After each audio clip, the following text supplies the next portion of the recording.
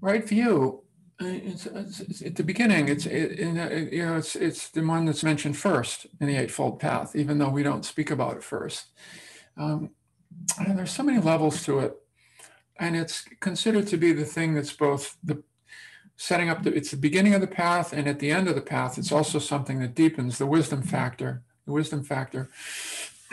How could there be wisdom at the beginning of the path? We always think one of our associations with wisdom is that it's something that happens maybe somewhere down the road.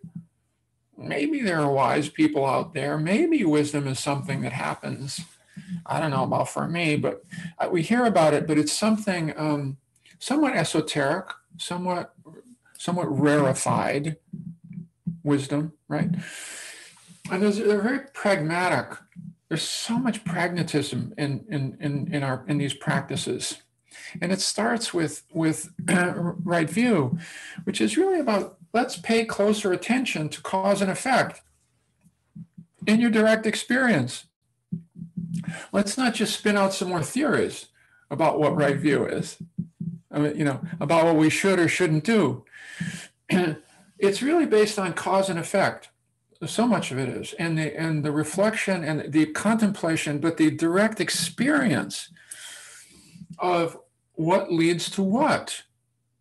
What leads to what? And that is considered to be the beginning of wisdom. It is a wonderful prayer in the Tibetan Buddhism that I love very much. It's a wish for others as well. It's a wish for others. May you come to know the causes of suffering, and may you come to know the causes of happiness. Not may you be happy, or may you stop suffering. May you not suffer. We hear that one. Of course, we have that wish. But there's a pragmatic piece to this. If we don't know the causes of our suffering, how are we supposed to stop it? If you don't know how you're contributing to your own distress, to your own lack of ease of well-being, then how can we move that? How can we move from that space? If we don't see how we're stepping in poop, how could we even stop stepping in poop? And some of it is that simple. If we don't see that our hand has been on a hot stove, we're not going to know how to take it off. Now, these are dramatic examples, but that's absolutely what this practice is encouraging us to do. And to take a closer look at. And the Buddha gives lots of suggestions, but even the precepts are about some of his early, reflections on the kinds of things that led to something wholesome and the kinds of behavior or thoughts or actions that didn't lead to something wholesome. But even then, he said, come and check it out. See if harsh speech, see the effect of that, not because I said so. See if exploitative sexuality, see how that works out. How that plays out. See, if taking things that are not given, check it out. You see? So, and then allow your behavior and your direction be guided by what you see from the verified faith that arises from your direct experience of cause and effect. And of course, we have to look more closely. Sometimes we'd rather not look so closely at cause and effect or the ripple effects of what we do or what we don't do, or the ways we practice, and the ways we practice. Now, part of the issue with this around view is it's also about the kind of the unexamined perspectives, belief systems, even, kind of that we have in there internalized already, that we don't necessarily take a look at. And we can bring those right into our practice.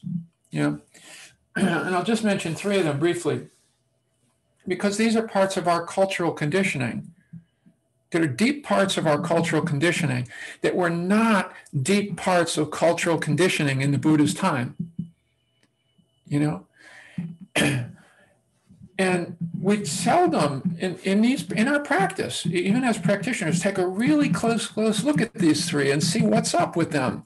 But they're already shaping a lot of the ways we move through the world, sometimes subtly and sometimes not so subtly. I want to just mention them. First of all, in terms of our religious upbringing in our culture, for the most part, there's an orientation toward a transcendent perspective, the transcendent. You know, Buddhism is not a transcendent religion or a transcendent perspective at all. It's immanent. It really suggests that the heaven, you could say, is to be found within, that the peace of mind, that the deep sense of being at home that we're all looking for is not to be found anywhere out there. It's to be found through these practices. What comes with that is the sense that we can do that this can be done, that we can do this, that these are practices that can be done.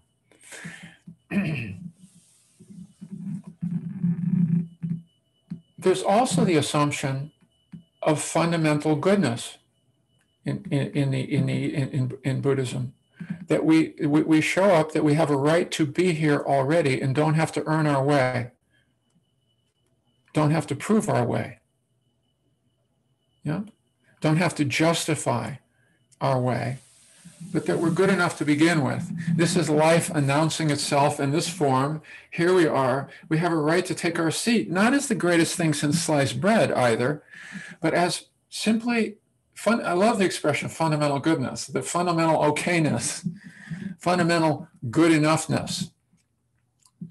That's a birthright. It's not a birthright in this culture. The trance of unworthiness apparently holds much more sway. The sense that I'm not enough, the messages that I continue to send to myself that I'm not enough, hold great sway in our psyches. And we can even come to meditation with the thought that, well, maybe I'll be enough once I'm a good meditator, which is still a reinforcement of the old paradigm. Yeah, I'm not enough. I want to be enough. You see? I think this accounts for why, the teachers, famous teachers who've come over here do not see these levels of self-doubt and self-judgment in either Burma or Tibet. There's a sense of basic okayness as a starting point. And so these are starting points that we need to take a look at. I still love that expression that the Gestalt therapist we mentioned to you one time said, if you were to whisper into my ear everything you whispered into your own ear today, all throughout the whole day, would I have had a good day? Or even more to the point, would you have had a good day with all the things that you whispered to yourself? And I think one of the things that holds us most in hostage and keeps us from going deeper in this practice is not seeing fully the unwholesomeness of the self-narratives that in one way or another we continue to reinforce. The unwholesome self-narratives, And in Buddhism, it's not about making that narrative better. It's about it's about dropping it starting to drop them like hot potatoes because they're not relevant in the bigger picture. It's my gripping onto them, and wanting the self-improvement projects that actually get in the way of meditation deepening. So this is part of right view. I think in the West, we have to get how much of our selfing is not right view. It's not in accord with right view. It doesn't lead to wholesome. It doesn't lead to wholesome. No? And the third one is that capitalism is also, we're born into a capitalist society, which suggests, it more than suggests, it insists that we must have more things. It insists that you're right. It will reinforce we're not enough. We're not enough the way we are. We need this. If only you had this, then you'll be enough. And that can go on so many levels. I mean, I was speaking with somebody I know well, who's a teacher, actually, teaches at conferences, says, you can't get out of this loop. This is somebody who's done a lot of Dharma practice too. And he said, I still can't get over it. When I go to a conference to teach, this is how much I get paid. But when Jack Kornfield goes to the same conference, this is how much he gets paid. It somehow is a measuring stick. You see, somehow is that measuring stick of where am I in the pecking order, in the kind of, that sense of does not exist in the same way at the same level in the cultures in which Buddhism arose. Yeah, not in the same way. That sense of not enough, and it's one of the things that Buddha suggested. We get in touch with right away that we all have the potential, that we are enough as our starting points, for right view, So, am I worthy? Can I do this? Little old me. Is it possible? Do I deserve this? Do I deserve to be happy? We tend to not even take a good look at that one. But there are a lot of messages that we got early on about what we do and don't deserve, what we're worthy of, what we need to prove and show. Yeah, all that is part of what we need to look at and see whether it leads to something wholesome or not. Which things are the causes of suffering? It's the beginning of wisdom. And which things are the causes of happiness? Yeah. Then we can start to move more into, the Four Noble Truths. We take a closer look. I really want to take a closer look here. There's something going on here. This is important. And then we can take a closer look at the three characteristics and the Four Noble Truths, and start to have some confidence in what we're doing, on this path. So the wisdom starts right at the beginning. What's going on here? And in my direct experience, and what leads to something more wholesome? What are the things that lead to wholesome, and what are the things that don't?